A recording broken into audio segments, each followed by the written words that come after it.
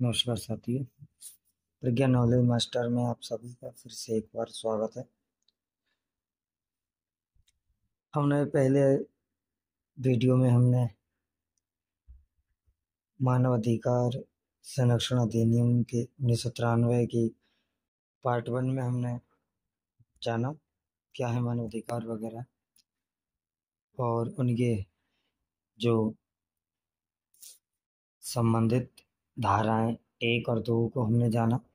उनमें जो हमें शब्द दिए गए थे, निर्वचन दिए गए थे, वो भी हमने जाने कि किस तरीके से हमें निर्वचन है और कौन कौन सी धाराएं दी गई हैं। तो चलिए अब नेक्स्ट पार्ट 2 में हम बात करते हैं कि भाई क्या है। ठीक है, पार्ट 2 हम बात करते हैं तो क्या है इसमें, यही बात करते हैं। आपको भी बता दें, लॉ सीरीज चल रही है। आप ये जो आप चल रही है, ये लॉ सीरीज चल रही है। ठीक, और जिस माध्यम में चल रही है वो है PKM, प्रज्ञा नॉलेज मास्टर। तो आप जिस चैनल पर देख रहे हो वो प्रज्ञा नॉलेज मास्टर है। तो इस पे हम आते हैं। चलिए स्टार्ट करते हैं वीडियो। अध्याय 2। अध्याय 2 में हमें बात करेंगे कि मानव राष्ट्रीय मानव अधिकार आयोग का गठन के बारे में, संबंधित पूरे आयोग के बारे में, गठन शक्तियाँ, इन सब चीज़ों के बारे में हम बात करने वाले हैं। नियुक्ति कैसे होती है, कैसे हटाया जा सकता है, इन सब चीज़ों के बारे में धारा 3 से लेकर 11 तक। तो चलिए इस चीज़ को देखते हैं। धारा 3, राष्ट्रीय मानव आयोग अधिकार का गठन। ये गठन हमें 3 में बता दिया गया था जब हम पढ़ रहे थे, जब हम निर्वचन खंड में धारा 2C में आयोग पढ़ रहे थे, है ना। तो हमने जब आयोग पढ़ा था तो उसी में हमने ये पढ़ लिया था कि धारा 3 क्या है। हमने पहले ही बताया था कि हम इसे अब आगे बात नहीं करेंगे।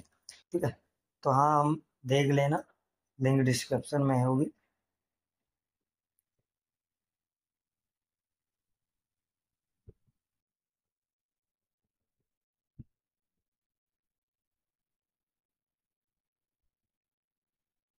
चलिए आगे बात करते हैं।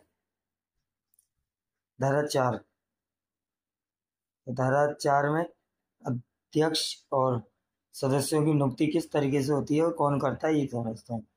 देखिए, राष्ट्रपति,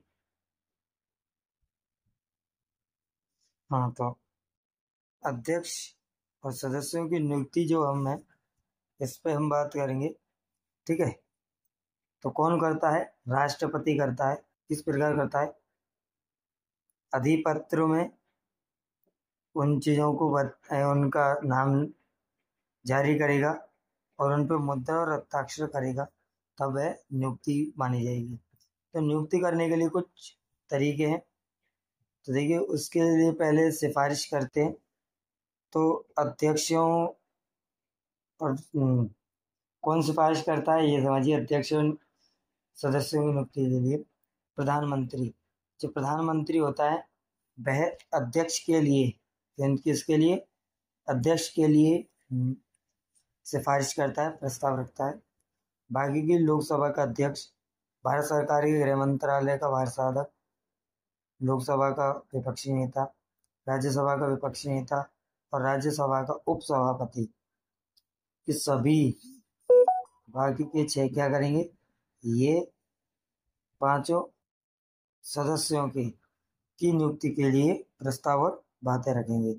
ठीक है, चलिए इसके लिए आज के बस इसमें ये आगे बात करते हैं। आगे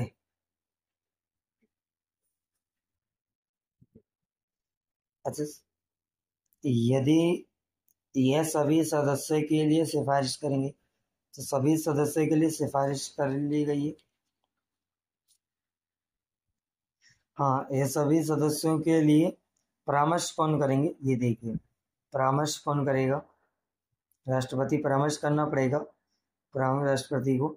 उच्चतम न्यायालय के आसीन यानी मौजूदा वर्तमान के जो न्यायाधीश हों उनसे, उच्च न्यायालय के न्यायाधीश से, और भारतीय मुख्य न्यायाधीश के द्वारा, इन तीनों से क्या करने, उसे परामर्श लेनी पड़ेगी जो प्रस्ताव रखे गए हैं।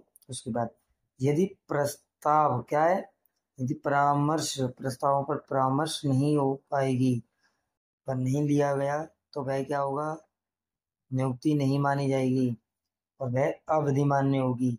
यदि नियुक्ति कर भी दी जाए तो वह अविधिमान्य मानी जाएगी। ठीक है, वो नियुक्ति में नहीं मानी जाएगी। परंतु यदि परंतु एक मतलब परंतु के एक यहाँ की बात कर रहा है ये। ठीक है, इन सभी की, यदि इनमें से कोई भी व्यक्ति क्या होता है, अनुपस्थित होता है,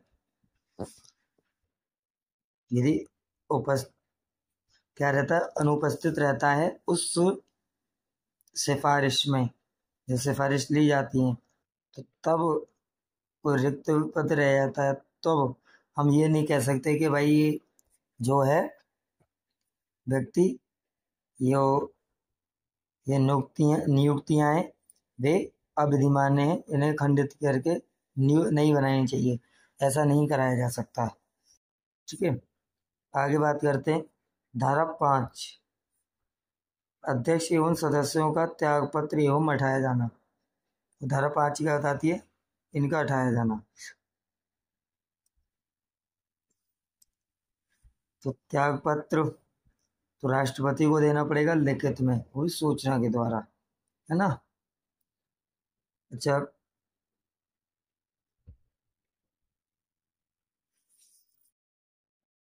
देखिए अध्यक्ष और जो सदस्य हैं, इनको हटाए जाने के लिए कुछ विशिष्टताएं हैं। ठीक है, तो देखिए कब हटाया जा सकता है, तो ये भी समझिए, वह साबित कदाचार हो, यानी कि उनका व्यवहार जो है वो सही नहीं हो, तब असमर्थता हो, उनमें असमर्थ हो कार्य करने में, दिवालिया हो, वह अपने कर्तव्यों से, यहाँ गलत है, वह अपने कर्तव्यों के बाहर की संवेदना या मानसिक शारीरिक शिथिलता के कारण अपने पद के लिए अयोग्य हो जिस समय वह विकृचित या अपराध के लिए दोषी ठहराए गए हों, तब ये हटाया जा सकता है। और परंतु इनके लिए दोष सिद्धि होने का आदेश दिया जाना चाहिए, या फिर मुख्य न्यायालय द्वारा, या फिर राष्ट्रपति के द्वारा। ठीक है, ये महत्वपूर्ण बात है। चलिए आगे बढ़ते हैं।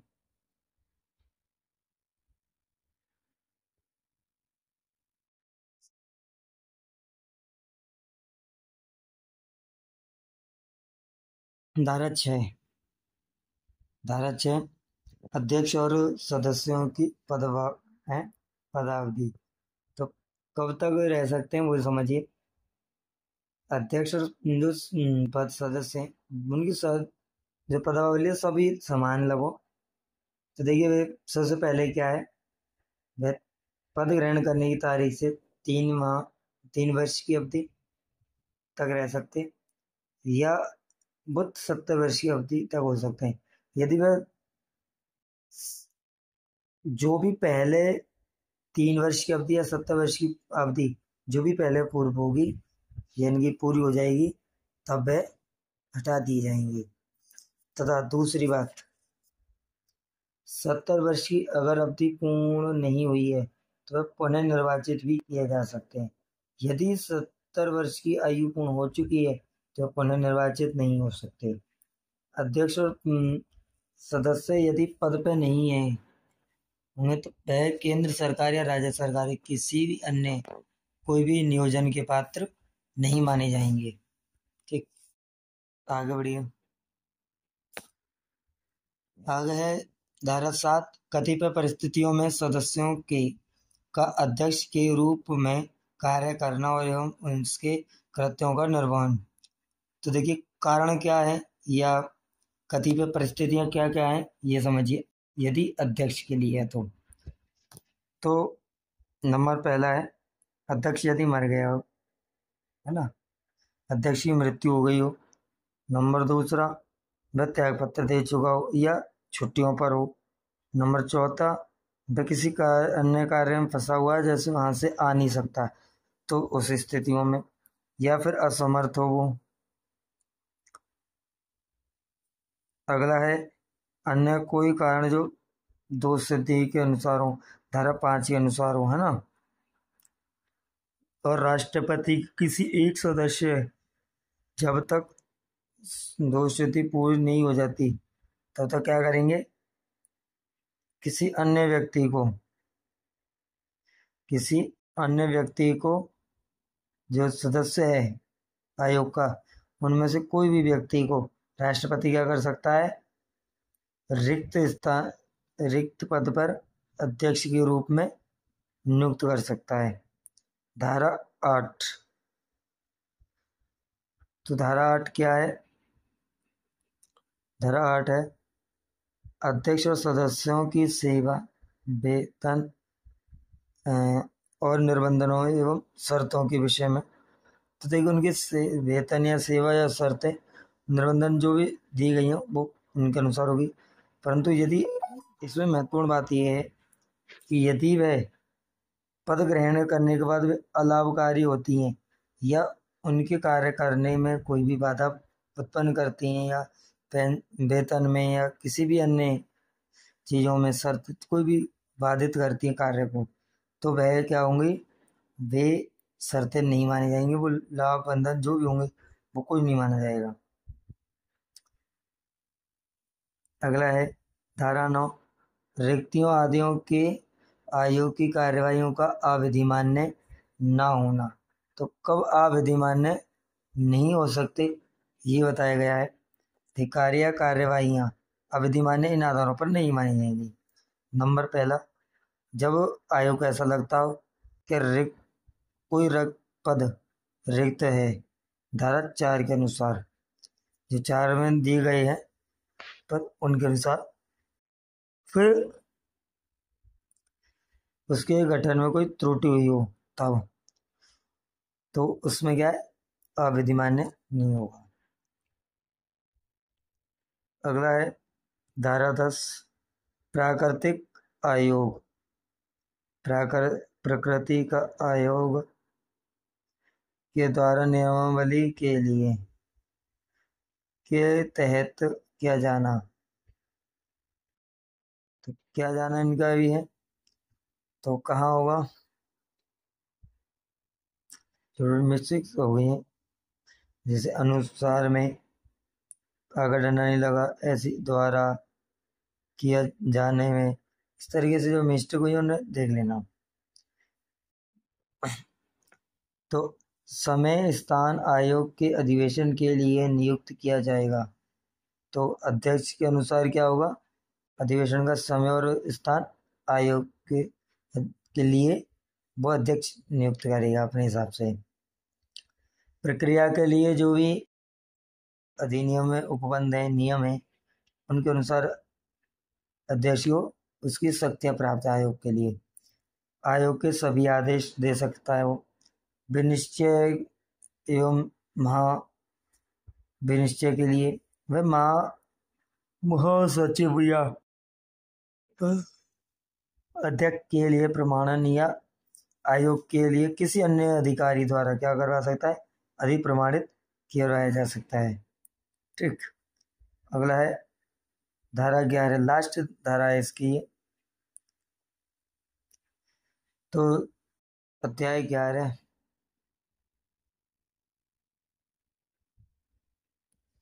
तो धारा 11 आयोग के अधिकारी या अन्य कर्मचारी वृंद। तो पहला है केंद्र सरकार के आयोग को के द्वारा होगा, है ना। तो भारत के जो सचिव पद नियुक्ति के अधिकारी होता है, उनमें से एक अधिकारी होगा जो महासचिव होगा आयोग का। और पुलिस महानिर्देशक के नीचे का अधिकारी नहीं होना चाहिए, उसके ऊपर का हो सकता है, कोई दिक्कत नहीं है। तीसरा, अन्वेषण कर्मचारी वृंद या अन्य कोई अधिकारी या कर्मचारी वृंद हो सकता है, ठीक है, जो आयोग के कार्यों में दक्ष हो। अंतिम है, केंद्र सरकार के जो नियम हैं, जो नियम दिए गए हैं प्रशासनिक अधिकारी, वैज्ञानिक या कर्मचारी वृंद इनके लिए, तकनीकी वगैरह के लिए, तो वह आयोग के कार्यों में दक्ष नियुक्ति कर सकेंगे। तो वह अध्यक्ष व्यक्तियों की क्या है, नियुक्ति कर सकेंगे। तो बस आज के लिए इतना ही, मिलते हैं कि किसी और नई वीडियो में। तो तब तक के लिए धन्यवाद, राधे राधे, जुड़े रहिए। PKM प्रज्ञा नॉलेज मास्टर।